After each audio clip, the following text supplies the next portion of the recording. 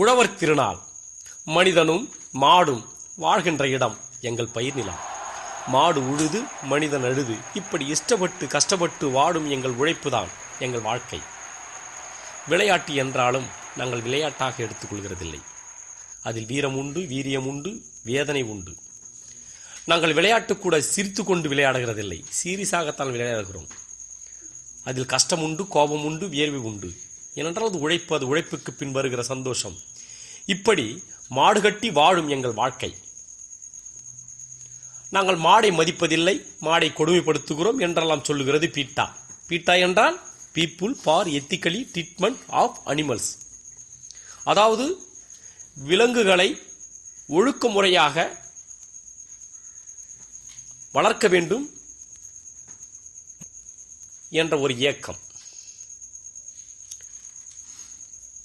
தமிழர்கள் வாழ்க்கையிலே ஒன்றிணைந்து கலந்துதான் இந்த மாடு. நாங்கள் எங்கள் மாடுகளுக்கு வர்ணம் பூசுகிறோம். அதன் கொம்புகளுக்கு நாங்கள் வர்ணம் பூசுகிறோம். அது குளம்புகளுக்கு நாங்கள் வர்ணம் பூசுகிறோம். அதன் கால்களுக்கு லாடம் கட்டுகிறோம். அது கழுத்துக்கு நாங்கள் சலங்கை கட்டுகிறோம். அதுக்கு மூக்குக்கு மூக்கணங்கயிறு கட்டி அதை அழகுபடுத்தி எங்கள் வீட்டு பிள்ளைகளைப் போல அதற்கு பெயர் வைத்து எங்கள் குலசாமிகளின் பெயர் வைத்தும் அதை நாங்கள் அழைக்கிறோம். இப்படி எங்கள் வாழ்க்கையின் ஒன்றிணைந்து வாழ்கிறதான் இந்த மாடு. எங்கள் வீட்டிற்கு பெண்களை கூட நாங்கள் மாட்டு பெண் என்றுதான் அழைக்கிறோம். மாடை குறித்து ஒன்று சொல்கிறேன் கேள்.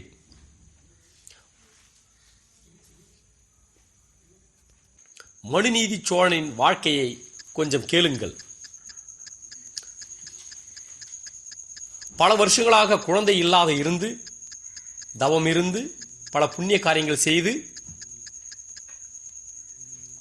பல கோயில் குளங்கள் சுற்றி, பல வருஷங்களுக்கு பிறகு ஒரு ஆண்மகன் பிறக்கிறான். அவன் பெயர்தான் வீதி விதங்கா. இந்த வீதி விதங்கா இளவரசனாய் ஆகின்ற பொழுது தன் தேரை எடுத்துக்கொண்டு ஊரிலே வேகமாக செல்லுகின்ற பொழுது மக்கள் ஆரவாரம் பண்ணி கைகொட்டி சிரிக்கின்ற அந்த சமயத்தில் ஒரு கன்றுக்குட்டி தவறுதலாக இறந்து போகிறது. இளவரசன் என்பதனால் சோழனிடம் இந்த விஷயத்தை கொண்டு போக பயப்படுகின்ற மத்தியில் அந்த கன்றுக்குட்டியின் தாய், அதாவது மாடு, அங்கு வைத்திருக்கின்ற அபாயமணி அடிக்க மனுநீதி சோழன் இறங்கி வருகிறான். ஆனால் அபாயமணி அடித்தது ஒரு மாடு. மாடு என்பதனால் அதை ஏதோ தூஷணப்படுத்தி கேவலப்படுத்தி அனுப்பாமல், மாடை பார்க்கின்ற போது, அது கண்களை காணுகின்ற போது அது இருதயத்தை அறிந்து, அது உணர்வை அறிந்து, தன்னுடைய கன்றுக்குட்டி இழந்து நிற்கும் அந்த மாடுக்கும் ஒரு நீதி செய்கிறான் மனுநீதி சோழன். எந்த தேரில் தன்னுடைய கன்றுக்குட்டி அடிபட்டு இறந்ததோ அதே தேரின் வடத்திலே தன் ஒரே மகன், செல்ல மகன், பெயர் சொல்லு மகனை வைத்து கொன்று அந்த மாடுக்கு நீதி செய்கிறானே, அப்படி மனுநீதி சோழன் மரபணுக்களில் வந்த பிள்ளைகள் தான் நாங்கள். இந்தியன் என்று ஒரு படம் உண்டு. அதை எடுத்தவன் ஒரு தமிழன், அதில் நடித்தவன் பச்சை தமிழன். எங்கள் தமிழ்நாட்டு பாடல்களில் கூட சர்தார் வல்லபாய் படேல் என்ற இரும்பு மனிதர் பற்றி நான் படித்திருக்கிறேன், இருதயத்தில் வலுவாக எழுதியிருக்கிறேன். எங்கள் தமிழ்நாட்டிலும் கர்ம வீரர் காமராஜர் கூட நாங்கள் தென்னாட்டு இரும்பு மனிதர் என்று சொல்லுவோம். தமிழன் இப்படி ஓங்கி பேசுகிறான், உணர்வுகளிலே மிதமிஞ்சி நிற்கிறான், ஒற்றுமை வாழ்கிறான். இதனால் பயப்பட தேவையில்லை. ஏனென்றால் தமிழை குறித்து போராடுகிற நாங்கள் இந்தியனை குறித்து போராடுவோம் என்ற இதயம் எங்களுக்கு இருக்கிறது என்பதை வெளிப்படுத்துவோம். அதே தென்னாட்டு இரும்பு மனிதர் காமராஜர் சட்டத்திற்கு மக்களா, மக்களுக்கு சட்டமா என்று வருகின்ற பொழுது, மக்கள் வாழ்வதற்குத்தான் சட்டம். அப்படி மக்கள் வாழ முடியாத சட்டம் இருந்தால் அதை திருத்து, இல்லை என்றால் அடித்து நொறுக்கு என்று சொல்லியிருக்கிறார். யார் தமிழன்? பெயர் வைத்ததினால்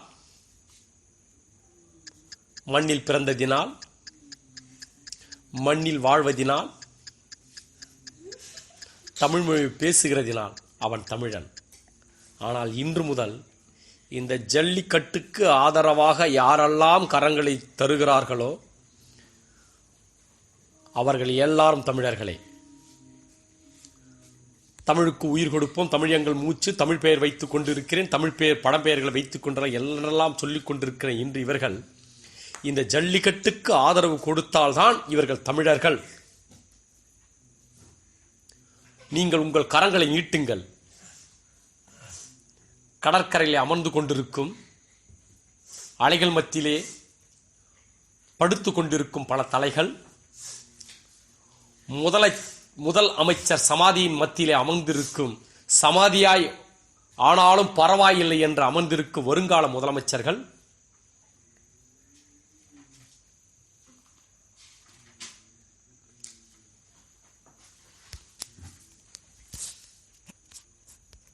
இதில் எத்தனை கலைஞர், எத்தனை கலைஞர்கள்,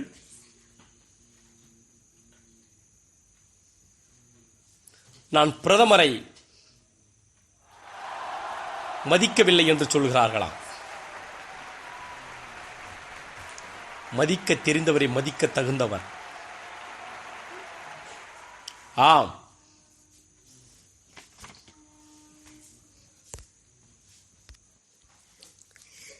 நூறு இளைஞரை கொடு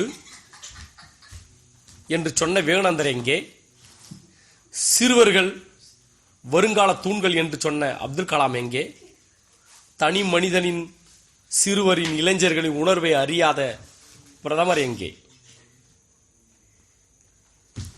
நாங்கள் பிரதமரை பற்றி எங்களுக்கு குறைவாக சொல்ல விருப்பமில்லை. எங்களுக்கு பேச்சுரிமை இருக்கிறது, எதை வேண்டுமானால் பேசுவோம். இதை மட்டும்தான் பேச வேண்டும், அதை மட்டும் தான் பேச வேண்டும் என்று சொல்லுவதற்கு உங்களுக்கு பேச்சுரிமை உண்டு.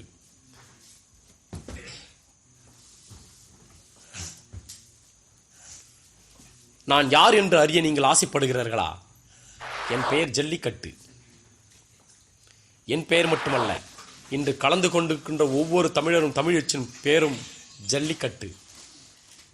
என் தமிழச்சியே, என் தமிழினமே, நாம் சேர்ந்தோம், பிரிவோம் என்று நினைக்கிறார்கள். கிடையாது. பெருகுவோம், சேர்வோம், பெருகுவோம், இன்னும் பெருகுவோம். நாம் அன்பு சங்கிலி அறுக்கப்படாது, அது சற்று நீட்டப்பட்டு கொண்டிருக்கும்.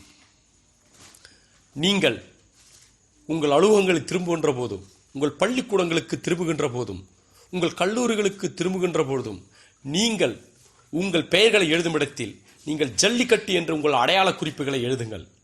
நீங்கள் மீண்டும் ஒருவர் சந்திக்கின்ற பொழுது நான் ஜல்லிக்கட்டு என்று கரங்களை உயர்த்துங்கள். உங்களுக்கு ஜல்லிக்கட்டு என்று பெயர். என் பெயரும் ஜல்லிக்கட்டு. இன்று அமர்ந்திருக்கின்ற உங்கள் பெயரும் இன்று முதல் ஜல்லிக்கட்டு. நாம் ஜல்லிக்கட்டில் இணைந்தோம், இன்று ஜல்லிக்கட்டிலும் இணைவோம். இப்படிக்கு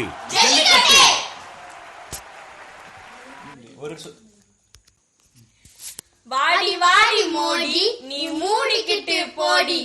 பீட்டாவுக்கு டாட்டா, இல்ல நான் பிஞ்சு கொண்டா பேட்டா.